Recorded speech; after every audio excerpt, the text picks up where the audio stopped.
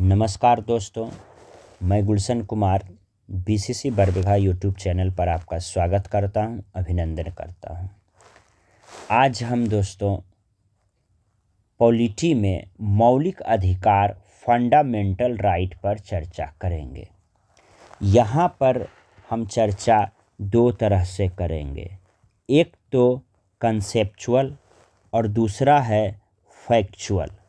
Concept में हम समझने का प्रयास करेंगे कि संविधान में मौलिक अधिकार को इतना स्पेस, इतना जगह क्यों दिया गया है। क्या मौलिक अधिकार हमारे जीवन जीने के लिए मूलभूत अधिकार है? क्या संविधान इसका गारंटी लेता है? यदि लेता है तो किस तरह लेता है, क्यों लेता है, क्यों फंडामेंटल राइट हमारे लिए बेसिक नीड की तरह है। फैक्चुअल में हम यह देखेंगे कि यह लिया कहाँ गया से, किस भाग से लिया गया है, किस अनुच्छेद में यह वर्णित है, पहले कितना मूल अधिकार था, अब कितना मूल अधिकार है, इस मूल अधिकार का इतिहास क्या है, विश्व में क्या इतिहास है इसका, भारत में क्या इतिहास है। ये संबंधी महत्वपूर्ण तथ्य पर हम चर्चा करेंगे। तो हम शुरू करते हैं थोड़ा सा फैक्ट्स पर। मौलिक अधिकार संविधान के भाग 3 में वर्णित है और भाग है कितना संविधान में, तो 22 भाग है। 22 में तीसरा भाग में फंडामेंटल राइट पर चर्चा किया गया है। अनुच्छेद 395 अनुच्छेद है, जिसमें अनुच्छेद नंबर 12 से अनुच्छेद नंबर 35 तक फंडामेंटल राइट पर चर्चा किया गया है। यह किस देश के संविधान से लिया गया है, तो अमेरिका से लिया गया है। एक और चीज़ हम यहाँ देखेंगे कि मौलिक कर्तव्य रूस से लिया गया है और वहीं मौलिक अधिकार अमेरिका से लिया गया है। तो जब भी इसे हम पढ़ें तो दोनों को साथ मिलाकर पढ़ें, मौलिक अधिकार अमेरिका और मौलिक कर्तव्य रूस। भाग 3 अनुच्छेद 12 से 35। अब मूल अधिकार का संरक्षक का बात चलता है। गार्जियन, जैसे हमारा गार्जियन हम पर आने वाले सभी कष्टों को, सभी हमलों को संभालने की क्षमता रखता है, ठीक उसी तरह से मूल अधिकार पर यदि कोई हमला करता है, चाहे वह व्यक्ति हो, चाहे वह सरकार हो, चाहे वह कोई संविधान का कानून ही क्यों ना हो, चाहे वह संसद के द्वारा बनाया गया कानून ही क्यों ना हो, यदि मूल अधिकार का उल्लंघन होगा तो उसके लिए हमारा गार्जियन सर्वोच्च न्यायालय है, क्योंकि सर्वोच्च न्यायालय संविधान का गारंटर है। संविधान का गारंटी देने वाला कौन है, तो सुप्रीम कोर्ट। ठीक उसी तरह से मूल अधिकार भी संविधान के द्वारा गारंटी है, यानी मूल अधिकार का हमेशा सुरक्षा किया जाएगा, इस बात की गारंटी संविधान में है। और संविधान की सुरक्षा कौन करेगी, तो सुप्रीम कोर्ट करेगी, इस बात की गारंटी सुप्रीम कोर्ट लेता है। यानी फंडामेंटल राइट का गारंटी संविधान लेता है और संविधान का गारंटी सुप्रीम कोर्ट लेता है। मूल संविधान में यानी पहले शुरू में 7 मौलिक अधिकार थे, परंतु अब कितना है, 6 मौलिक अधिकार है। क्यों, कब, कैसे 7वां मौलिक अधिकार अनुच्छेद 31 के तहत जो उल्लेखित था वह कैसे हटा, कब हटा, क्यों हटा, इस पर भी हम विस्तृत चर्चा आगे करेंगे। फिलहाल मेरा कंसेप्ट जो है फंडामेंटल राइट पर मूल अधिकार की प्रकृति को समझने का है। मूल अधिकार क्यों, कब, कैसे, किस शर्त पर मिलना चाहिए, इस बात पर समझने का है। तो मूल अधिकार का प्रकृति इसका जो नेचर है ये न्यायोचित है, यानी न्याय दिलाना है इसमें। यानी उल्लंघन यदि होता है फंडामेंटल राइट पर तो हम हाई कोर्ट या सुप्रीम कोर्ट जा सकते हैं। सुप्रीम कोर्ट अनुच्छेद 32 के तहत और हाई कोर्ट जो है 226 के तहत हम जा सकते हैं। अनुच्छेद 13 में भी यह चर्चा किया गया है कि यदि कोई ऐसा कानून हो जो फंडामेंटल राइट का उल्लंघन करता हो तो यह स्वतः अनुच्छेद 13 के अधीन शून्य हो जाएगा, यानी उसका कोई वैल्यू नहीं होगा। तो इस तरह से हम देखते हैं कि मूल अधिकार का संरक्षण करने के लिए संविधान में अलग अलग अनुच्छेद भी मौजूद हैं, जिसका पुनरीक्षण करके हमारा सुप्रीम कोर्ट भी मूल अधिकार का गार्जियन बना हुआ है। मूल अधिकार को ना ही त्यागा जा सकता है और ना ही किसी सरकार के द्वारा छीना जा सकता है। आपको यह लगता होगा कि हम त्याग सकते हैं, तो नहीं, आप भी मूल अधिकार को खुद से त्याग नहीं सकते हैं और ना ही कोई सरकार इसे छीन सकती है। मूल अधिकार को मैग्ना कार्टा कहा जाता है। मैग्ना कार्टा क्या है? एक फ्रांसीसी शब्द है, यानी राइट टू राइट, अधिकारों का अधिकार। यानी जो आपको अधिकार मिला है इसका भी अधिकार है। कौन? तो फंडामेंटल राइट, मैग्ना कार्टा। अब हम इस 6 मौलिक अधिकार पर चर्चा करेंगे। इससे पहले हम इसको थोड़ा संक्षिप्त दृष्टिकोण से देख लेते हैं। तो पहला है कि मौलिक अधिकार भाग 3 में है, अनुच्छेद 12 से 35 में है, अमेरिकी संविधान से लिया गया है। इसका जो गारंटर है, जो संरक्षक है, वो सुप्रीम कोर्ट है। जब बात संरक्षक की आएगी, गारंटी की आएगी, तो अब हम देखते हैं कि फंडामेंटल राइट का गारंटी संविधान लेता है और संविधान का गारंटी सुप्रीम कोर्ट लेता है। इस बात को हम आज इस वीडियो में पूरा देखेंगे और समझेंगे। मूल अधिकार को ना आप त्याग सकते हैं और ना सरकार के द्वारा छीना जा सकता है। इस अधिकार को हम मैग्ना कार्टा कहते हैं, यानी राइट टू राइट, अधिकारों का अधिकार। मैग्ना कार्टा फ्रांसीसी शब्द है। अब हम 6 मौलिक अधिकार को देखेंगे। पहला है समानता का अधिकार, राइट टू इक्वलिटी, अनुच्छेद 14 से 18। समानता का अधिकार 14 से 18। स्वतंत्रता का अधिकार 19 से 22। शोषण के विरुद्ध अधिकार 23 से 24। धर्म के स्वतंत्रता का अधिकार 25 से 28। शिक्षा एवं संस्कृति संबंधी अधिकार 29 से 30। संवैधानिक उपचारों का अधिकार 32। ज़्यादातर क्वेश्चन इससे आता है, संवैधानिक उपचारों का अधिकार 32। हालांकि क्वेश्चन इस 6 से आता है।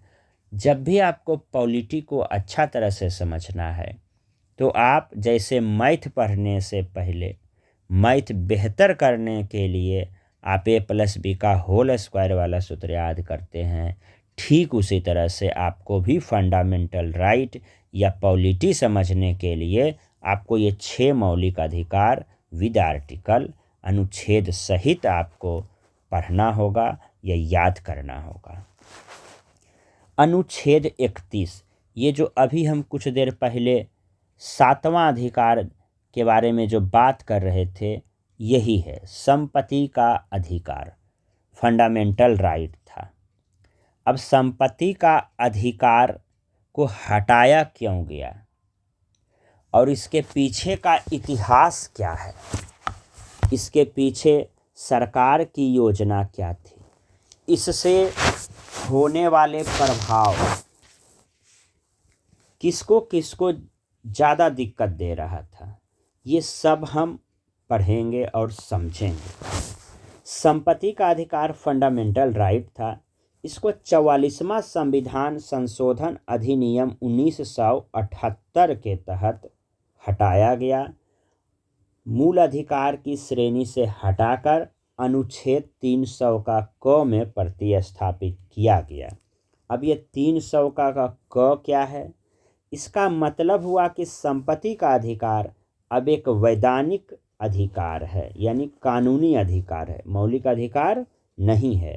यानी संपत्ति का अधिकार अब मूल अधिकार नहीं है। तो 44वां संविधान संशोधन अधिनियम 1978 के तहत अनुच्छेद 31 को हटा दिया गया मौलिक अधिकार से, और उसे कहाँ डाला गया? 300 का क में। यानी अब यह मूल अधिकार ना होकर कानूनी अधिकार हो गया। अब ये हुआ क्यों? इसके पीछे का जरा हम पृष्ठभूमि देखेंगे और केस भी देखेंगे। उसको देखने से पहले थोड़ा सा इसका हम हिस्टोरिकल बैकग्राउंड देखते हैं। दुनिया में पहली बार मूल अधिकार ब्रिटिश राजा जॉन ने दिया, जिसे मैग्ना कार्टा कहा गया है।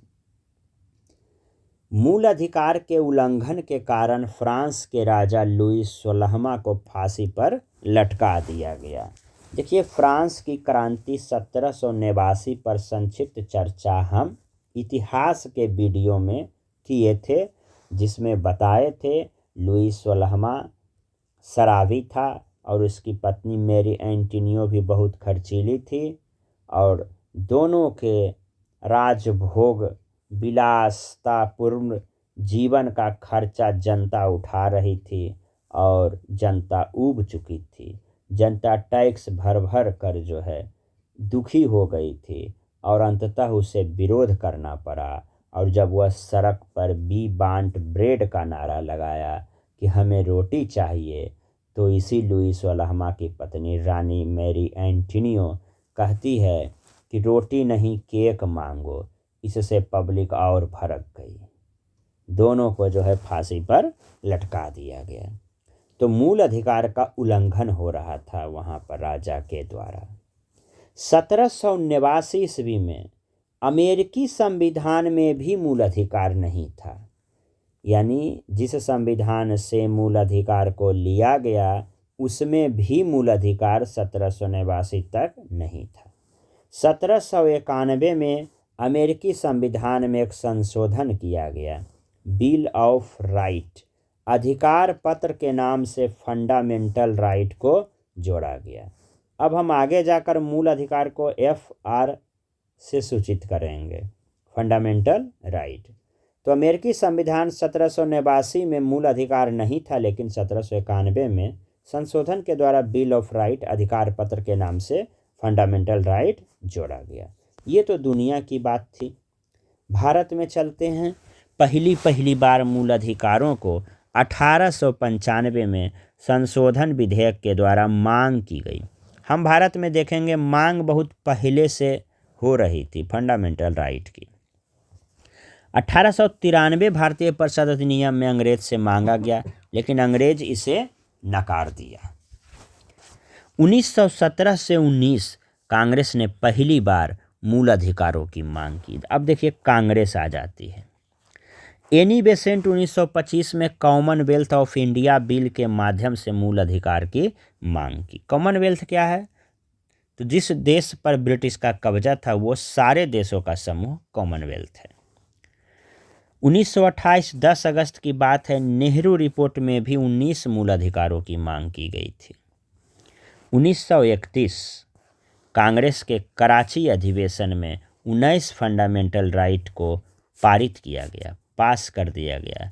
तो प्रश्न आता है कि किस अधिवेशन में फंडामेंटल राइट के प्रस्ताव को पास किया गया? तो कौन होगा? 1931। 1935 भारत शासन अधिनियम में भी शामिल नहीं किया गया। 1948 अल्पसंख्यक अधिकार से संबंधित अधिकार का नेतृत्व सरदार वल्लभ भाई पटेल जी कर रहे थे। देखिए ये इसका इतिहास है, ये बैकग्राउंड है। इसमें बहुत ज़्यादा ऑब्जेक्टिव टाइप का क्वेश्चन बनता नहीं है। आपको बस यही कराची अधिवेशन ध्यान देना है और थोड़ा सा देख लीजिएगा कि पहली बार कांग्रेस कब मांग किया, एनी बेसेंट। ये 3-4 चीज़ आपको देखना है। नेहरू रिपोर्ट भी देख लीजिएगा कि नेहरू रिपोर्ट में 19 मौलिक अधिकारों की मांग की गई थी। ज़्यादातर कांग्रेस के कराची अधिवेशन से प्रश्न आता है। मूल अधिकार के परामर्श से संबंधित समिति जेबी कृपलानी के नेतृत्व में गठित किया गया था। किसके नेतृत्व में? जेबी कृपलानी के नेतृत्व में। मूल अधिकार को हम दो तरह से फैक्ट्स में समझ सकते हैं, रट सकते हैं। एक मूल अधिकार जो भारतीय और विदेशी नागरिक दोनों को प्राप्त है, जैसे 14, 20, 21, 22, 23, 24, 25, 26, 27, 28, और जो सिर्फ भारतीय को प्राप्त है 15, 16, 19, 29 और 30। 15, 16, 19, 29 और 30 सभी अनुच्छेद को हम बारी बारी से अगला वीडियो में पढ़ेंगे। तब हम शुरू करते हैं अनुच्छेद 12। अभी हम बताए थे कि अनुच्छेद 12 से 35 क्या है, तो फंडामेंटल राइट है। हमारा जो है समानता का अधिकार अनुच्छेद 14 से शुरू है। अनुच्छेद 14 से शुरू है। तो अनुच्छेद 14 से तो समानता का अधिकार 18 पढ़ेंगे। इससे पहले हमको दो अनुच्छेद समझना होगा, 12 और 13। अनुच्छेद 12 क्या है? अनुच्छेद 12 में राज्यों की परिभाषा है, who is a state and who is not a state. राज्य, अब राज्य क्या है? तो भारत की सरकार और संसद अर्थात कार्यपालिका और केंद्र सरकार के विधायी अंग। राज्य की सरकार और विधायिका सभी स्थानीय प्राधिकरण यानी नगर पालिका, पंचायत, जिला बोर्ड, सुधार ट्रस्ट इत्यादि। अन्य सभी प्राधिकरण यानी वैधानिक या गैर वैधानिक प्राधिकरण जैसे LIC, ONGC, सेल, भेल। इसको संक्षिप्त रूप में ऐसे समझिए कि राज्य है क्या? तो राज्य को पावर होती है टू इशू नोटिस, अधिसूचना जारी करने का, टू फॉर्म लॉ, कानून बनाने का, ऑर्डिनेंस जारी करने का, ऐसा ऑर्डिनेंस जो पूरी जनता पर लागू हो। यानी जिसके पास यह पावर होगा वह राज्य होगा, और जिसके पास यह पावर नहीं होगा वह राज्य नहीं होगा। जैसे प्राइवेट यूनिवर्सिटी, प्राइवेट संस्था, इसका अधिसूचना, इसका नियम सिर्फ इसी संस्थान के कर्मचारी पर लागू होगा, ना कि पूरे भारत पर। जुडिशरी, ICIC बैंक, BCCI, भारतीय क्रिकेट बोर्ड कंट्रोल, ये सब जो है स्टेट नहीं है। तो इसमें बस यही याद रखना है कि अनुच्छेद 12 जो है राज्य का परिभाषा डिफाइन करता है, और स्टेट वही है जिसको कि 3 पावर है, to issue notice, to form law और ऑर्डिनेंस जारी करने का, जो पूरे पब्लिक पर, जो पूरे भारतीय जनता पर लागू हो। अनुच्छेद 13 पर ध्यान देना है। अनुच्छेद 13 घोषित करता है कि वे सभी कानून जो फंडामेंटल राइट असंगत है या उल्लंघन करता है या किसी भी मौलिक अधिकार का हनन करता है, वे सभी कानून शून्य होंगे। यानी यदि कोई भी कानून फंडामेंटल राइट का उल्लंघन करता है तो आप सर्वोच्च न्यायालय अनुच्छेद 32 इसे याद रखिएगा, और उच्च न्यायालय अनुच्छेद 226 के तहत उस कानून को शून्य घोषित कर सकते हैं। यदि नहीं हुआ है तो आप इसके लिए हाई कोर्ट या सुप्रीम कोर्ट जा सकते हैं। अर्थात वही कानून शून्य होगा जो मूल अधिकार का उल्लंघन करेगा। यानी जैसे ही मूल अधिकार का कोई उल्लंघन करता है तो वह कानून क्या हो जाएगा? शून्य, यानी रद्द हो जाएगा, उसका कोई भी वैल्यू नहीं होगा। यानी मूल अधिकारों की सुरक्षा के लिए you can go to Supreme Court due to article 32 और go to High Court article 226। तो 13 में हमें यही समझना है कि जहाँ कोई कानून फंडामेंटल राइट का उल्लंघन किया तो वह कानून ऑटोमेटिक शून्य हो जाएगा। यदि ऐसा नहीं है, अब हर कानून उल्लंघन करता है कि नहीं करता है। ऐसा भी नहीं होगा कि सब कानून उल्लंघन नहीं करता होगा, या सब कानून अनुच्छेद 13 के तहत फंडामेंटल राइट को उल्लंघन करता है या नहीं करता है। यह जानना तो थोड़ा सा व्यापक वाली बात हो जाती है। अच्छा, कुछ पुराना कानून भी है जो अभी तक चलते आ रहा है। यदि लगेगा कि वह कानून उल्लंघन कर रहा है फंडामेंटल राइट को, तो ऑटोमेटिक शून्य होगा। उसको शून्य करने के लिए, उसे प्रभावहीन बनाने के लिए हमें कोई अलग से विधेयक नहीं लाना पड़ेगा, वो ऑटोमेटिक शून्य हो जाएगा। और नहीं तो आप जाइए सुप्रीम कोर्ट अनुच्छेद 32 के तहत, हाई कोर्ट अनुच्छेद 226 के तहत। अब डॉक्ट्रिन ऑफ इक्लिप्स अधित्याग का सिद्धांत क्या कहता है?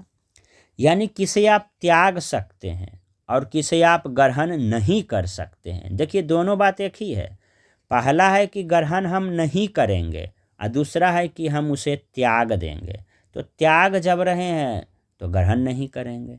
तो अक्षादान का सिद्धांत या ग्रहण का सिद्धांत कहता है कि वह कानून जो FR फंडामेंटल राइट से असंगत है वह वैध नहीं है। तो जैसे ही फंडामेंटल राइट की बात आएगी तो उसी कानून को हम ग्रहण करेंगे जो फंडामेंटल राइट्स को असंगत करता हो, यानी जो फंडामेंटल राइट को गलत नहीं ठहराता है उसे हम ग्रहण करेंगे। और त्याग किसका करेंगे? तो जो फंडामेंटल राइट को ओवरराइट करता है, या हम कह सकते हैं फंडामेंटल राइट को हनन करता है, उसको हमें त्याग देना है। और जो फंडामेंटल राइट को हनन नहीं करता है उसे हमें ग्रहण कर लेना है। दोनों बातें एक ही है। तो ऐसा कानून पूरी तरह से ख़त्म हुआ नहीं है, बल्कि मौलिक अधिकार पर हावी हो गया। जैसे संपत्ति का अधिग्रहण करना। कोई भी पुराना कानून अंग्रेजी समय का यदि मूल अधिकार का हनन करेगा तो स्वतः ही वैध नहीं होगा, ऑटोमेटिक ख़त्म हो जाएगा। इसके लिए हमको अलग से कानून बनाने की आवश्यकता नहीं पड़ेगी। अब देखते हैं कि ये जो फंडामेंटल राइट है इसको क्या संसद संशोधन कर सकती है? अब हम यहाँ दो पहलू देखते हैं। एक जो है संसद यानी सरकार है, और दूसरा सुप्रीम कोर्ट सर्वोच्च न्यायालय है। और ये दोनों का फंडामेंटल राइट पर कितना पकड़ है इसको हम समझने का प्रयास करेंगे। संसद के पास संविधान में संशोधन करने का पावर है, तो वहीं सुप्रीम कोर्ट के पास फंडामेंटल राइट को बचाने के लिए जुडिशरी रिव्यू जैसा हथियार है, न्यायिक पुनराविलोकन या न्यायिक समीक्षा जैसा अधिकार है। तो सुप्रीम कोर्ट समीक्षा करके फैसला देगी, और उस फैसला को यदि सरकार नहीं मानती है तो वह संविधान में संशोधन करेगी। इसके बीच में कौन आता है? पब्लिक, जनता। अब जनता, जो जागरूक जनता है, वही न ये काम करेगी। इसमें एक और तथ्य हमें समझना होगा, लैंड, भूमि। अब सबसे पहला मामला भूमि का उठता है। जब बिहार जमींदारी उन्मूलन 1950 में आई, जिसमें जमींदार से अत्यधिक ज़मीन जिसके पास था उसे छीनने की जब बात सरकार लाई, तो जमींदार अपने ज़मीन को बचाने के लिए अनुच्छेद 32 के तहत सुप्रीम कोर्ट और 226 के तहत हाई कोर्ट चली जाती है। प्रश्न उठता है कि क्यों गया जमींदार, किस राइट से?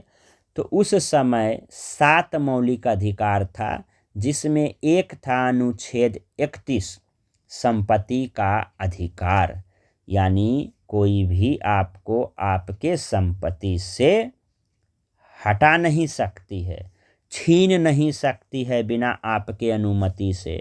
और मौलिक अधिकार को बचाने का अधिकार, गारंटी लेने वाला सुप्रीम कोर्ट होता है। और आप सुप्रीम कोर्ट जा सकते हैं अनुच्छेद 32 के तहत और हाई कोर्ट जा सकते हैं 226 के तहत। तो पब्लिक केस करेगी तो फैसला होगा। फैसला यदि पब्लिक के पक्ष में आया तो क्या होगा? तो सरकार के विपक्ष में आएगा। फिर सरकार संविधान में संशोधन करेगी। यदि संशोधन करने पर फिर से जमींदार यानी पब्लिक के विपक्ष में फैसला आया तो फिर पब्लिक क्या करेगी? सुप्रीम कोर्ट में फिर केस करेगी। यही मामला चलते रहता है। तो इस मामला को हम समझने का प्रयास करते हैं।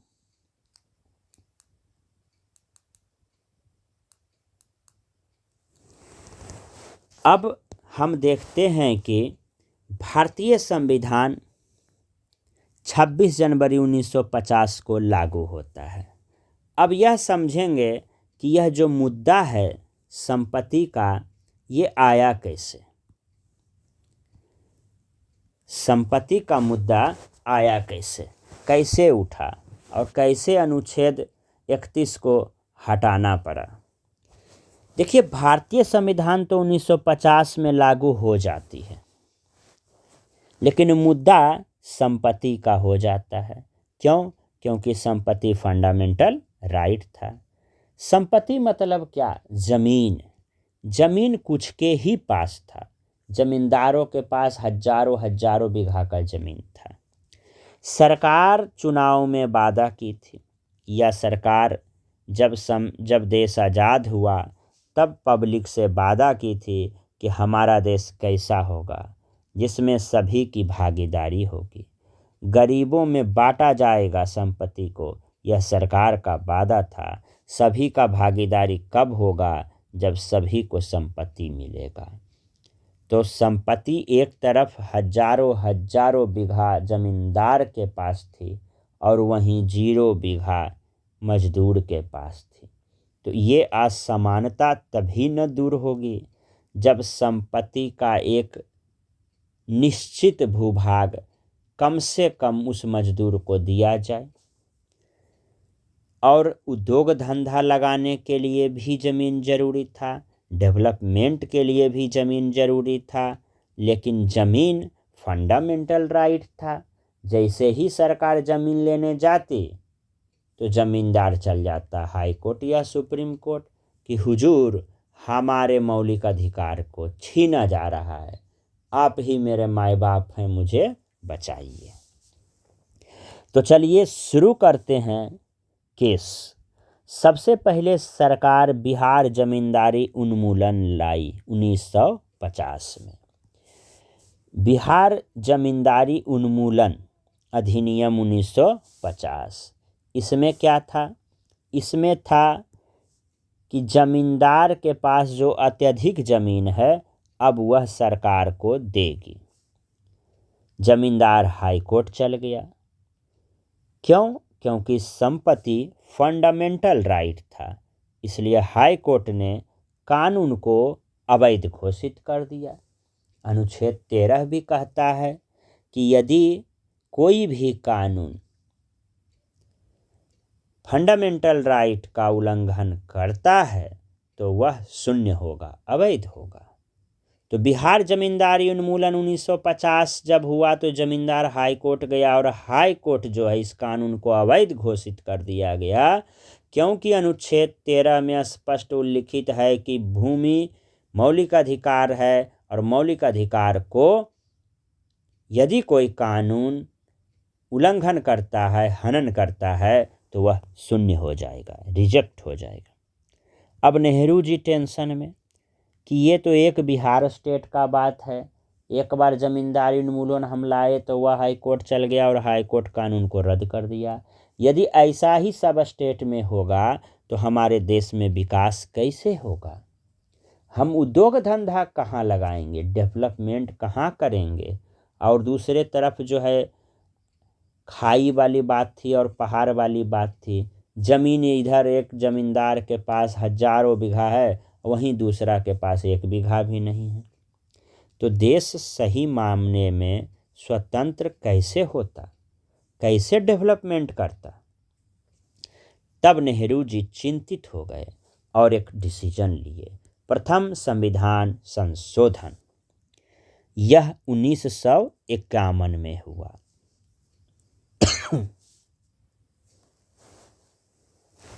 प्रथम संविधान संशोधन 1951 में हुआ। इसमें एक 9वीं अनुसूची को जोड़ा गया।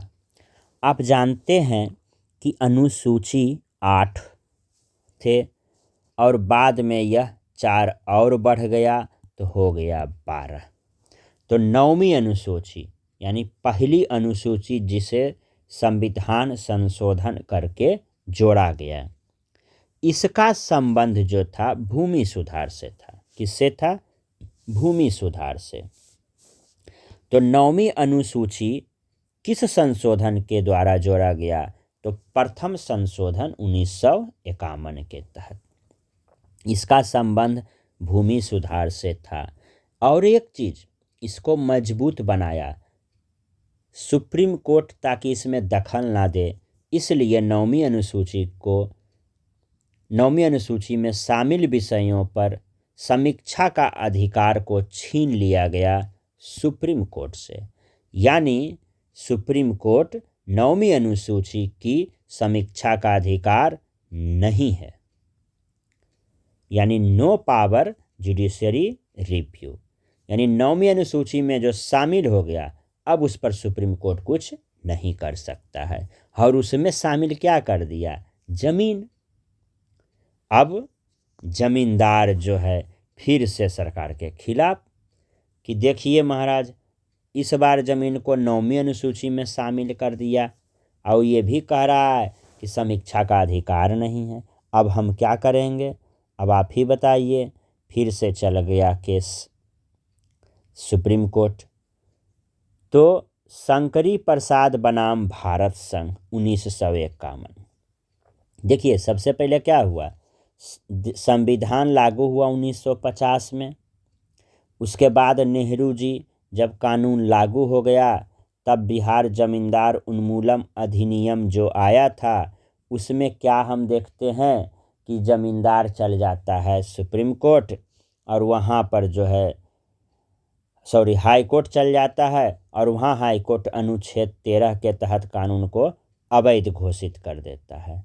इस बात पर नेहरू जी को चिंता होने लगा कि एक बिहार में किए तो हाई कोर्ट कैंसिल कर दिया, इसी तरह से सब स्टेट में यदि ऐसा होगा तो हमारा देश का विकास कैसे होगा। इसलिए पहली बार 1951 में प्रथम संविधान संशोधन होता है। और एक ऐसा घर, समझ लीजिए कि 9वीं अनुसूची घर है और इस घर में सुप्रीम कोर्ट का पावर नहीं चलेगा, ऐसा घर का निर्माण करता है।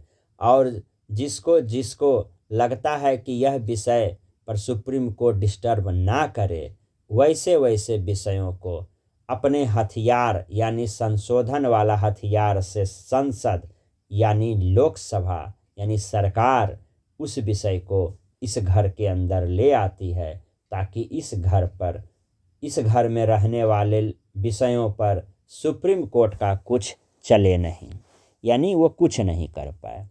अब इस व्यवस्था के खिलाफ ही, इस घर के खिलाफ ही, यानी 9वीं अनुसूची के खिलाफ ही केस हो जाता है।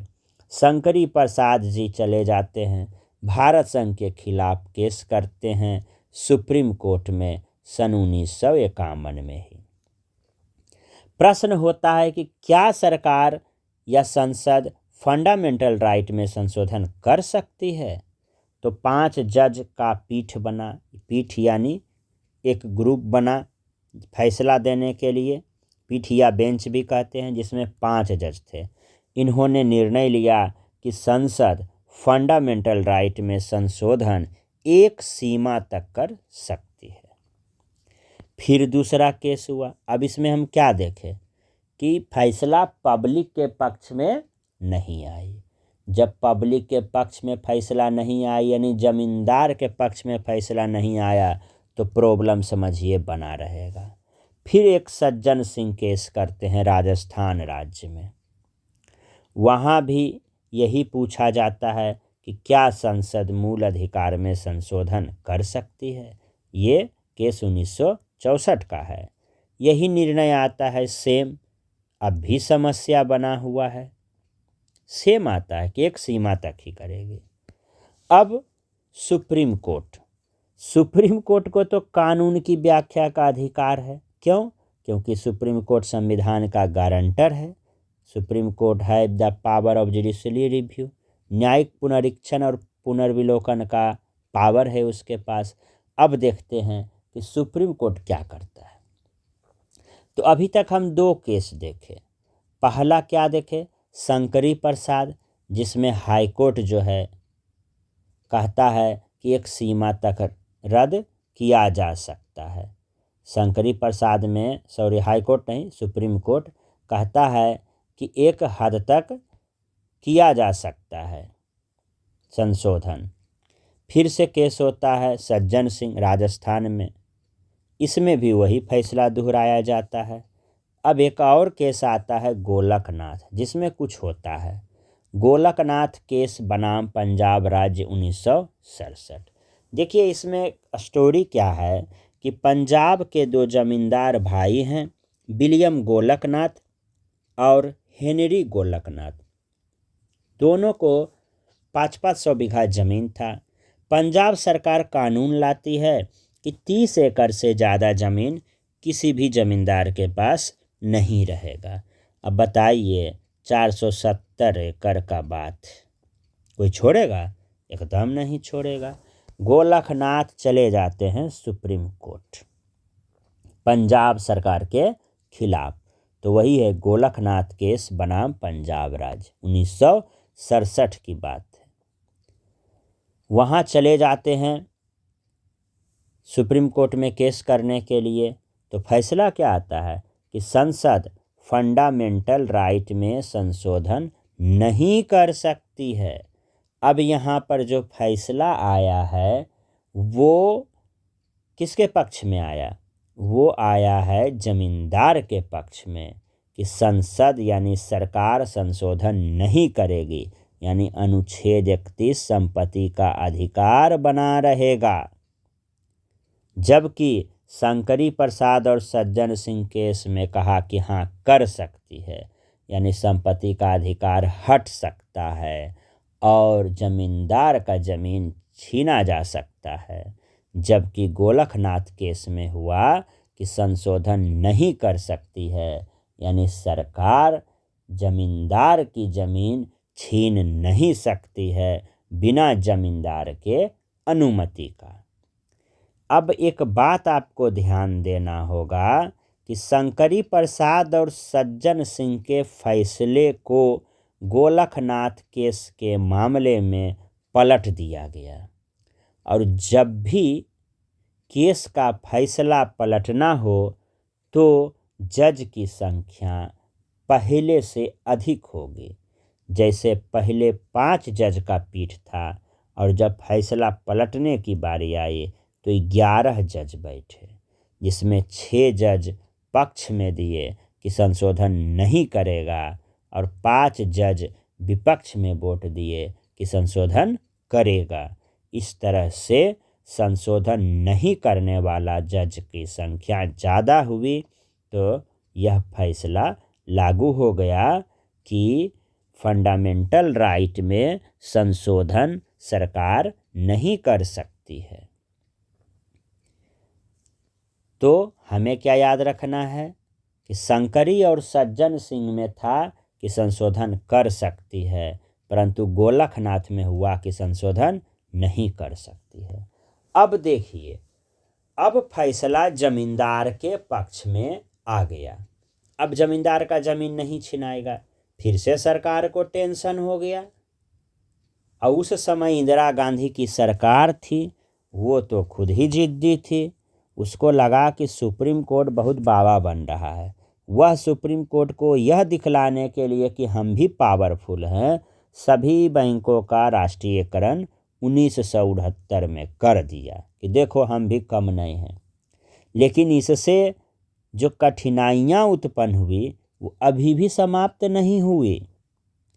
अंत में सरकार 24वां संविधान संशोधन 1971 लाया।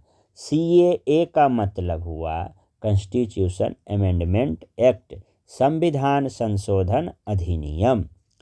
तो 24वां संविधान संशोधन अधिनियम 1971 लाया गया। इसमें क्या था कि संसद मौलिक अधिकार में संशोधन कर सकती है। अब देखिए फिर से जमींदार के खिलाफ हो जाएगा तो क्या होगा, फिर केस होगा। देखिए आगेगा जाकर, यह संशोधन अनुच्छेद 13 के अधीन कानून नहीं माना जाएगा। अब देखिए क्या दिमाग लगाया। अब सरकार कही कि ठीक है, अनुच्छेद 13 वह घर है जिसके अंदर अनुच्छेद 26 और अनुच्छेद 32 और अनुच्छेद 226 का रूल लागू होगा कि फंडामेंटल राइट को जैसे ही हम क्रॉस करेंगे, उल्लंघन करेंगे, तो आप चले जाइएगा हाई कोर्ट, सुप्रीम कोर्ट। हम अनुच्छेद 13 से बाहर का कानून बनाते हैं, तब तो सरकार फंडामेंटल राइट में संशोधन कर सकती है। अब यहाँ भी देखिए टेक्निकल बात ले आया और राष्ट्रपति को भी मना लिया कि राष्ट्रपति सभी संशोधन पर अपनी अनुमति देने के लिए बाध्य है, यानी राष्ट्रपति भी करेगा, यानी राष्ट्रपति भी रास्ता नहीं रोकेगा और हम उस कटघरा में खड़ा भी नहीं होंगे जिस पर अनुच्छेद 13 लागू होगा। अनुच्छेद 13 कहाँ लागू होगा, तो अनुच्छेद 13 के अधीन कहता है कि फंडामेंटल राइट को कोई भी कानून उल्लंघन करेगा तो वह शून्य हो जाएगा, और शून्य करने के लिए हाईकोर्ट 226 के तहत पावरफुल है और सुप्रीम कोर्ट अनुच्छेद 32 के तहत पावरफुल है। तो 24वां संविधान संशोधन अधिनियम 1971 में कहा गया कि हम संशोधन भी करेंगे और यह संशोधन अनुच्छेद 13 के अधीन नहीं माना जाएगा। अब क्या होगा, फिर से केस होगा। केस तब होगा जब तक कि मामला जमींदार के पक्ष में ना आ जाए। अब बात है 1973 का, केशवानंद भारती बनाम केरल राज्य 1973। इसको आप VVI समझिए, ये बहुत महत्वपूर्ण केस है। इसमें 13 जज होते हैं। अब जरा देखिए, शुरू में था 5 जज, फिर हुआ 11 जज, फिर हुआ 13 जज। 5 जज का मामला पलट दिया गया तो 11 जज आया, फिर 11 जज का मामला पलट दिया जाने वाला है, इसीलिए 13 जज आया। 7 पक्ष में और 6 विपक्ष में फैसला सुनाए। निर्णय क्या हुआ कि संसद संविधान के किसी भी भाग को बदल सकती है, लेकिन संसद संविधान के आधारभूत मूलभूत संरचना basic structure of the constitution में बदलाव नहीं कर सकती है।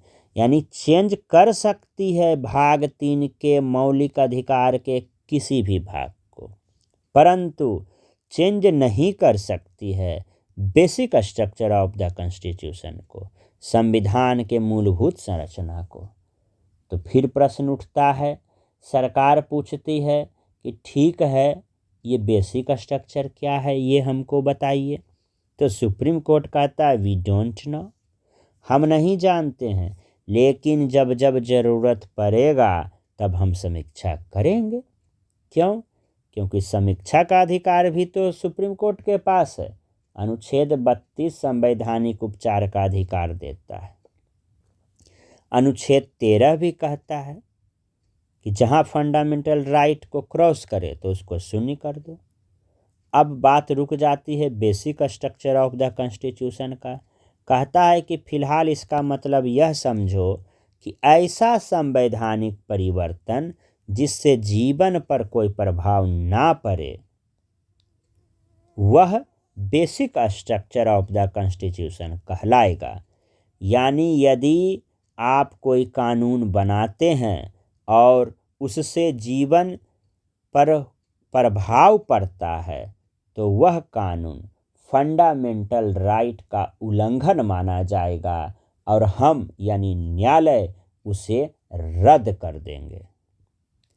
अब इस निर्णय के आधार पर क्या होता है, सरकार भी कहाँ रुकने वाली थी। ये बात 1973 का था। अब फिर मामला एक तरह से सरकार के विपक्ष में ही चले जाती है। कैसे, तो यही बेसिक स्ट्रक्चर पर।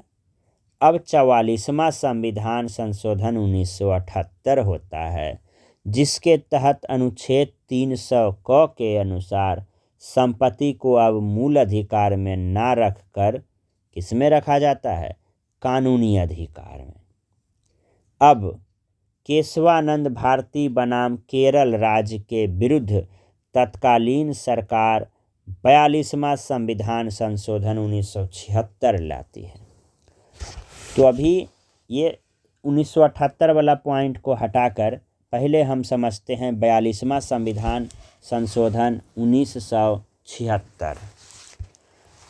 तो केशवानंद में हम देखें कि बेसिक स्ट्रक्चर पर मामला आकर अटक गया।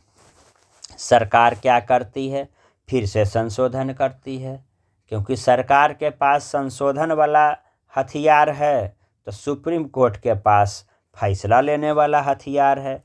सुप्रीम कोर्ट तो केशवानंद भारती में फैसला ले लिया, बेसिक स्ट्रक्चर ऑफ कॉन्स्टिट्यूशन पर आकर मामला को अटका दिया। अब सरकार संशोधन करेगी। 42वां संविधान संशोधन 1976 ये भी आई। इसमें आपको दो ही चीज़ भी आई है, मोस्ट इम्पोर्टेंट है। एक तो केशवानंद भारती बनाम केरल राज्य केस और दूसरा है 42वां संविधान संशोधन 1976। ये कहता है किसी भी संशोधन की वैधता को किसी भी आधार पर न्यायालय में चुनौती नहीं दी जाएगी और साथ ही संसद की संविधान संशोधन की शक्ति की कोई सीमा नहीं होगी। अब फिर से केस होगा, क्योंकि इससे फिर किसी जमींदार को या उद्योगपति को दिक्कत होने वाली है। सरकार जमींदार के पीछे पड़ी हुई थी और सुप्रीम कोर्ट फंडामेंटल राइट के पीछे पड़ी हुई थी, क्योंकि सुप्रीम कोर्ट सिर्फ और सिर्फ संविधान का गारंटर है। तो जहां संविधान में उल्लंघन होगा तो सुप्रीम कोर्ट आगे, और यदि जमीन उसको नहीं मिलेगा सरकार को तो सरकार जो है संशोधन करेगी। सरकार जमींदार के पीछे पड़ जाती थी। अब जब 42वां संविधान संशोधन 1976 आया, कहा कि न्यायालय में चुनौती ही नहीं होगा, संसद जो संशोधन करेगा, तब केस होता है 42वां 1976 के खिलाफ। मिनर्वा मिल्स करते हैं बनाम भारत सरकार 1980। इसका फैसला आता है कि 42वां संविधान संशोधन की व्यवस्था असंवैधानिक है, अनकॉन्स्टिट्यूशनल है और मूल ढांचे में, बेसिक स्ट्रक्चर में कोई परिवर्तन नहीं किया जा सकता है। यानी केशवानंद भारती बनाम केरल का जो निर्णय था उसी को बनाए रखा मिनर्वा मिल्स में। यानी 1980 से केशवानंद भारती बनाम केरल का निर्णय ही अभी तक चल रहा है। हाल ही में चुनाव से कुछ महीने पहले अमित शाह भी बोले कि आप बताइए तो सही कि बेसिक स्ट्रक्चर है क्या। फिर सीजीआई कहते हैं कि चिंता मत करो, समय आएगा तो हम बता देंगे। अब सरकार बेसिक स्ट्रक्चर पर क्लियरेंस चाहती है और सुप्रीम कोर्ट बेसिक स्ट्रक्चर को बचाए हुए है कि जब ज़रूरत पड़ेगा तभी हम बताएंगे। इसीलिए सरकार सीजीआई से भी डरती है। तो कह सकते हैं कि इस बेसिक स्ट्रक्चर के आधार पर अभी सीजीआई ही पावरफुल है। क्या क्या केस देखें तो शंकरी प्रसाद में फंडामेंटल राइट में चेंज होगा, 5 जज था 1951। सज्जन सिंह 1965, ये भी चेंज होगा, इसमें भी 5 जज थे। गोलकनाथ में चेंज होगा, इसमें कितना थे, 11 जज थे, लेकिन इसमें भी एक सीमा कर दिया गया। केशवानंद भारती 1971 चेंज होगा, लेकिन चेंज नहीं होगा क्या, बेसिक स्ट्रक्चर, 13 जज थे। तो ये केस हमने देखा, फंडामेंटल राइट को समझा। तो एक बार हम इसको थोड़ा सा फिर से देख लेते हैं। भाग 3 के तहत है। अनुच्छेद 12 से 35 है। मौलिक अधिकार अमेरिका से लिया गया और मौलिक कर्तव्य रूस से लिया गया। मूल अधिकार का संरक्षक या गारंटर सुप्रीम कोर्ट है। मूल अधिकार का गारंटर संविधान है और संविधान का गारंटर सुप्रीम कोर्ट है। पहले 7 मौलिक अधिकार था, अब 6 मौलिक अधिकार है। इसकी प्रकृति न्यायोचित है, यानी न्याय मिलेगा सुप्रीम कोर्ट या हाई कोर्ट से। आप जा सकते हैं अनुच्छेद 32 के तहत सुप्रीम कोर्ट और अनुच्छेद 226 के तहत हाई कोर्ट। इसे न त्यागा जा सकता है और ना ही किसी सरकार के द्वारा छीना जा सकता है। किसे? तो फंडामेंटल राइट को। इसे हम मैग्ना कार्टा भी कहते हैं। फ्रांसीसी शब्द है राइट टू राइट, अधिकारों का अधिकार इसका अर्थ होता है। 6 मौलिक अधिकार है। समानता 14 से 18, स्वतंत्रता 19 से 22, शोषण 23 से 24, धर्म 25 से 28, शिक्षा संस्कृति 29-30 और संवैधानिक उपचार 32। 7वां जो था एक बीच में अनुच्छेद 31 के तहत संपत्ति का अधिकार, उसको 300 के क में कानूनी अधिकार के रूप में प्रतिस्थापित कर दिया गया। यानी अब संपत्ति का अधिकार मूल अधिकार नहीं बल्कि वैधानिक या कानूनी अधिकार है। इसका हम वर्ल्ड में ऐतिहासिक पृष्ठभूमि में देखें कि यह पहली बार ब्रिटिश राजा जॉन ने दिया था, जिसे मैग्ना कार्टा कहा गया, और वहीं फ्रांस का सम्राट लुई 16वां को इसके उल्लंघन पर फांसी पर लटका दिया गया। हालांकि 1789 तक अमेरिकी संविधान में भी मूल अधिकार नहीं था, परंतु 2 साल बाद 1791 में बिल ऑफ राइट अधिकार पत्र के नाम से फंडामेंटल राइट को जोड़ा गया। भारत में पहली बार 1893 भारतीय परिषद अधिनियम में मांगी गई थी, लेकिन अंग्रेज ने मना कर दिया, इसलिए 1895 में संशोधन विधेयक के द्वारा मांग की गई। 1917-19 में कांग्रेस का एंट्री होता है फंडामेंटल राइट के तरफ से। पहली बार वह मांग करता है और Annie Besant Commonwealth of India में मांग करती है। नेहरू रिपोर्ट में 19 मौलिक अधिकार का मांग किया गया 1928 में, और 3 साल बाद कांग्रेस के कराची अधिवेशन 1931 में 19 फंडामेंटल राइट के प्रस्ताव को पारित किया गया। अल्पसंख्यक अधिकार से संबंधित अधिकार का नेतृत्व पटेल जी कर रहे थे और मूल अधिकार के परामर्श से संबंधित समिति जेबी कृपलानी के नेतृत्व में गठित किया गया।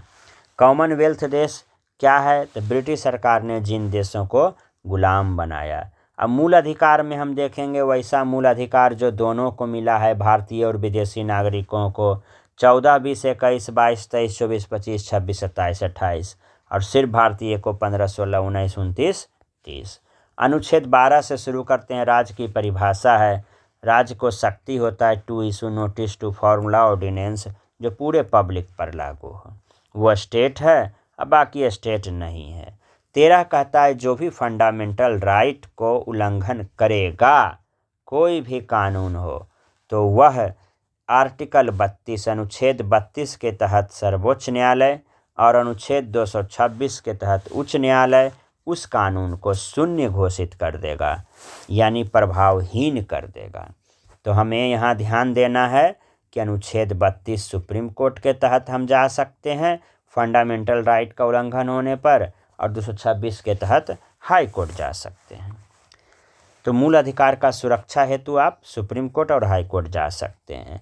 अब यहीं हम देखेंगे अधित्याग का सिद्धांत। त्यागेगा क्या? जो ऐसा कानून जो फंडामेंटल राइट का उल्लंघन करता है उसे हम त्याग देंगे या ग्रहण नहीं करेंगे। तो अधिग्रहण, अच्छादान का सिद्धांत और त्याग का सिद्धांत। कोई भी पुराना कानून यदि फंडामेंटल राइट का उल्लंघन करेगा तो ऑटोमेटिक वो इनवैलिड हो जाएगा। उसको अलग से कानून बनाने की ज़रूरत नहीं है कि यह अवैध हो जाएगा, वह ऑटोमेटिक वैध नहीं रहता है। अब हम देखते हैं कि संसद मूल अधिकारों में संशोधन कर सकती है कि नहीं। तो 26 जनवरी 1950 को संविधान लागू हुआ। मुद्दा संपत्ति का था। संपत्ति मतलब जमीन। ज़मीन किसी के पास हजारों बीघा था, किसी के पास 1 बीघा भी नहीं। तो सभी की भागीदारी सुनिश्चित करने के लिए, सरकार अपनी वादा को पूरा करने के लिए, गरीबों में ज़मीन को बांटने के लिए एक बिहार में जो है ज़मींदारी उन्मूलन आया, जिसके तहत ज़मीन को एक निश्चित राशि में, एक निश्चित भाग रख कर बाकी हिस्सा सरकार को दे देना था, जहां सरकार अपने मन से गरीब में बांटती या फैक्ट्री लगाती या सभी की भागीदारी सुनिश्चित करती। अब क्या हुआ, जब बिहार ज़मींदारी उन्मूलन 1950 आया तो ज़मींदार हाई कोर्ट पहुंच गए और हाई कोर्ट जो है इस कानून को अवैध घोषित कर दिया, क्योंकि अभी भी भूमि क्या था, फंडामेंटल राइट था और इसका चूँकि उल्लंघन किया गया सरकार के द्वारा, इसीलिए हाई कोर्ट उस कानून को रिजेक्ट कर दिया। इस पर नेहरू जी चिंतित हो गए और सोचे कि यदि यही चलता रहा सब राज्य में तो हमारा देश विकास कैसे करेगा। अब वह पहली बार संविधान संशोधन 1951 में करते हैं, एक नया घर बनाते हैं, एक नया अनुसूची बनाते हैं जिसमें भूमि सुधार को डाला जाता है और यह भी सुनिश्चित किया जाता है कि इस अनुसूची में शामिल सभी विषयों पर सुप्रीम कोर्ट को समीक्षा का अधिकार नहीं रहेगा, यानी सुप्रीम कोर्ट अब इंटरफेरेंस नहीं करेगी। जमींदार इस अनुसूची के खिलाफ ही सुप्रीम कोर्ट चल गया।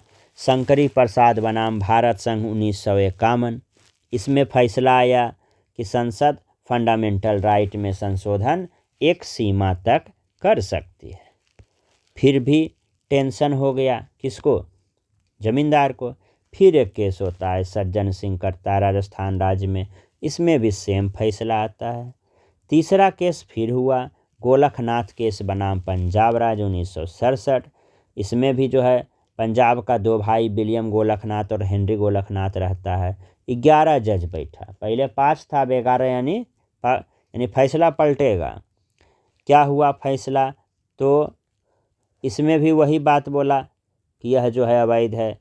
अब पंजाब सरकार और इंदिरा गांधी सरकार को झटका लगा, इसलिए खुद को साबित करने के लिए क्या कि 1969 में बैंक का राष्ट्रीयकरण कर दिया। फिर भी समस्या दूर हुआ नहीं, संविधान संशोधन करेगा। 1971 24वां में ये कहा कि संशोधन कर सकती है, अनुच्छेद 13 के अधीन लागू नहीं होगा और राष्ट्रपति अनुमति देने के लिए बाध्य है। फिर से अब क्या होगा, केस होगा, केशवानंद भारती बनाम केरल राज्य 1973 भी आए। 13 जज, देखिए जज बढ़ गया, फैसला पलटेगा। कहा कि नहीं, संविधान के किसी भी भाग को बदल सकती है, लेकिन संसद बेसिक स्ट्रक्चर में बदलाव नहीं कर सकती है, यानी चेंज करेगा भाग 3 में उल्लिखित सभी मौलिक अधिकार के किसी भी भाग को, लेकिन नहीं चेंज करेगा क्या? तक संविधान का बेसिक स्ट्रक्चर को। तो प्रश्न उठता है कि संविधान का बेसिक स्ट्रक्चर क्या है?